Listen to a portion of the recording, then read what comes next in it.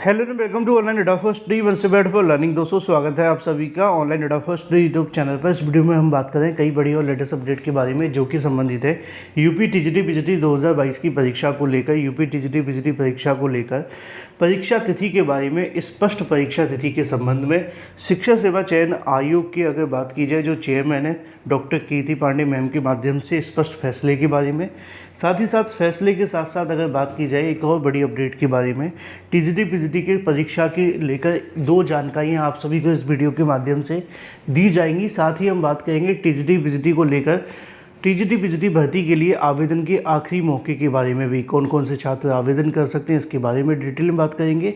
साथ ही हम बात करने वाले 25,000 शिक्षा मित्रों की घर वापसी को लेकर आदेश के बारे में, और बीईओ यानी कि खंड शिक्षा अधिकारी भर्ती को लेकर एक एक करके सारी अपडेट हम कवर करते हैं। चैनल को सब्सक्राइब करके बेल आइकन को दबा लेना, जिससे कि आपको रियल ऑथेंटिक जानकारियों के notification online data first study YouTube channel के माध्यम से मिलते रहे। सीधे शुरुआत करते हैं सबसे पहली और बड़ी अपडेट के साथ। जैसा कि आप जानते हैं कि टीजीटी पीजीटी 2022 को लेकर बहुत सारी जो चीज़ें इन दिनों आप सभी के सामने देखने के लिए मिली, लेकिन इतना सब कुछ हो जाने के बाद अगर कुछ नहीं हो पाया तो बहुत ही आप सभी की परीक्षा है, क्योंकि टीजीटी पीजीटी 2022 को लेकर शिक्षा सेवा चयन आयोग ने दिसंबर जनवरी से लेकर के कोशिश तो बहुत सारी की है, लेकिन हो नहीं पाया। अब मुद्दे की बात तो ये है कि अब इसके बारे में आयोग क्या नया कर रहा है, क्योंकि आपने देखा है कि जब जब आयोग के माध्यम से तारीखें जारी की गई हैं, चाहे वो दिसंबर जनवरी की हों, तब भी बहुत सारे छात्रों ने समर्थन किया कि ठीक है इन परीक्षाओं को करा लो, हम चाहते हैं हो जानी चाहिए, है ना। दिसंबर जनवरी की जब परीक्षा को लेकर बात हुई, अभ्यर्थियों ने समर्थन किया। उसके बाद में मामला आगे बढ़ता है मार्च अप्रैल का, तब भी अभ्यर्थियों ने समर्थन किया। फिर मार्च अप्रैल के बाद परीक्षा मई जून में जाती है, छात्र खड़े रहे, अपनी तैयारी करते रहे। लेकिन अब जब ये मई जून की भी परीक्षाएं स्थगित हो गई हैं, तो सबसे बड़ा सवाल कहीं ना कहीं जो आ गया वो भरोसे का भी आ गया है कि हम अब आयोग के ऊपर क्यों भरोसा करें और किस तरीके से भरोसा करें कि जो नई तारीख आप सभी के सामने जारी होने वाली है उस पर ये परीक्षाएं करा ली जाएंगी। क्योंकि सबसे बड़ी चीज़ तो वही है ना, क्योंकि जब जब आपने तारीख जारी की है तब तब ये परीक्षा स्थगित हो गई है। अब बार बार अगर परीक्षा स्थगित होगी तो अभ्यर्थियों के मन में जो कहीं ना कहीं कह सकते हैं कि द्वंद्व है, वो तो आ जाएगा ना। अब मुद्दे की बात आप सभी के सामने ये है कि टीजीटी और पीजीटी दोनों ही परीक्षाओं को कराने के लेकर आयोग के माध्यम से संभावित तारीखें आपको लेकर जारी की गई। मैंने आपको बताया भी है कि देखो पीजीटी को लेकर तो वैसे बहुत कुछ क्लियर है कि परीक्षा आपकी अगर होने वाली अगस्त के लास्ट वीक में, तो 10 दिन जो बच्चे हैं उन्हीं में से कोई तारीख आपके लिए होगी। 10 दिन भी नहीं कहेंगे, लास्ट का जो सप्ताह है ना, जहाँ से शुरू होगा वहाँ पर ख़त्म होगा, उस बीच आपकी परीक्षा हो जाएगी। लेकिन टीजीटी को लेकर अभी संशय बना हुआ है। मैंने आपको बताया भी है कि जुलाई में परीक्षा नहीं होगी, लेकिन अब अभ्यर्थी तो आयोग के नोटिस को ही मानेंगे ना फाइनली। अब आयोग का नोटिस कब आएगा वो भी दिलचस्प है। अब इसको लेकर अभ्यर्थियों के माध्यम से दो अलग अलग छात्र संगठन हैं और दोनों की तरफ से कोशिश की जा रही है कि जो शिक्षा सेवा चयन आयोग के चेयरमैन हैं उनसे इसके बारे में स्पष्ट जो मुलाकात है वो की जाए। और क्योंकि आयोग ज़्यादातर जो मीटिंग करता है वो आपको देखने के लिए मिलती है मंगलवार को, तो ऐसे में अभ्यर्थियों के माध्यम से कुछ अभ्यर्थी आज भी मुलाकात करने जाएंगे यानी कि दिन सोमवार को, कुछ अभ्यर्थी कल भी मुलाकात करने जाएंगे यानी कि अगर बात की जाए मंगलवार को। दोनों ही जगह अभ्यर्थी मुलाकात करके अपनी मांगों को रखेंगे और टीजीटी पीजीटी की 2022 की परीक्षाओं के बारे में स्पष्ट जानकारी जारी करने की मांग करेंगे, जिससे कि आयोग की तरफ से एक ऑफिशियल नोटिस जारी कर दिया जाए कि परीक्षा कब होने वाली है, किस तारीख को होगी और कौन से महीने होगी, जिससे कि अभ्यर्थी अपना टारगेट सेट करके प्रिपरेशन कर सकें। अब यहाँ पर देखने वाली और दिलचस्प जो बात होगी वो ये होगी कि आयोग इस बार जो तारीख जारी करने वाला है, क्या उन पर परीक्षा करा पाएगा। जैसा कि मैंने स्टार्टिंग में कहा कि भरोसे वाली जो चीज़ है वो तो ख़त्म हो गई है फ़िलहाल के लिए, जब तक परीक्षाएं नहीं हो जाती हैं, क्योंकि इतनी बार स्थगित होने के बाद भरोसा आएगा ही कहाँ से। चलिए ये तो बात हो जाती है टीजीटी पीजीटी को लेकर। मैंने आपको बताया भी है कि भाई जुलाई में नहीं होगी, कन्फर्म है।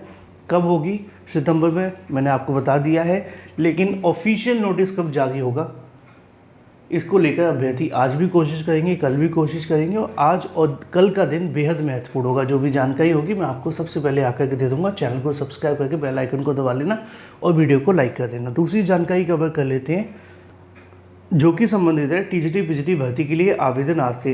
अगर आपने अभी तक इसके लिए आवेदन नहीं किया तो आपको आवेदन कर देना चाहिए। यहाँ पे जो आप सभी को आवेदन की बात की जा रही है वो आपको देखने के लिए मिलती है उत्तर प्रदेश की। अगर बात की जाए जो विद्यालय देखने के लिए मिलते हैं जिनको आप कहते हैं समाज कल्याण विभाग के अंतर्गत आने वाले विद्यालय, और ये जो विद्यालय होते हैं वो होते हैं आपके आश्रम पद्धति विद्यालय।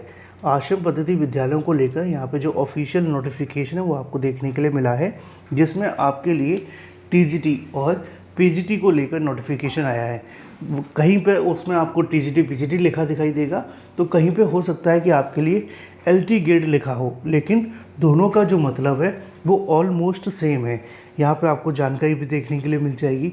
टीजीटी पीजीटी के लिए राजकीय विद्यालयों में जब आप अंदर जाएंगे तो अंदर आपको एलटी ग्रेड भी लिखा दिखाई देगा, है ना, क्योंकि दोनों की जो पोस्ट है वो ऑलमोस्ट सेम होती है। तो इसमें जो आवेदन करने के लिए आज का दिन लास्ट है, आवेदन कर सकते हैं।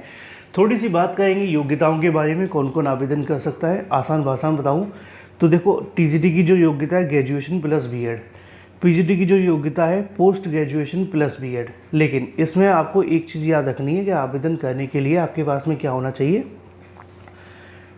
कंसर्न सब्जेक्ट के अंदर ग्रेजुएशन, कंसर्न सब्जेक्ट के अंदर पोस्ट ग्रेजुएशन। और आसान शब्दों में बता दूं कि आप हिंदी में अगर ग्रेजुएशन किए तो हिंदी में आवेदन करेंगे, इंग्लिश में ग्रेजुएशन किए तो इंग्लिश में करेंगे।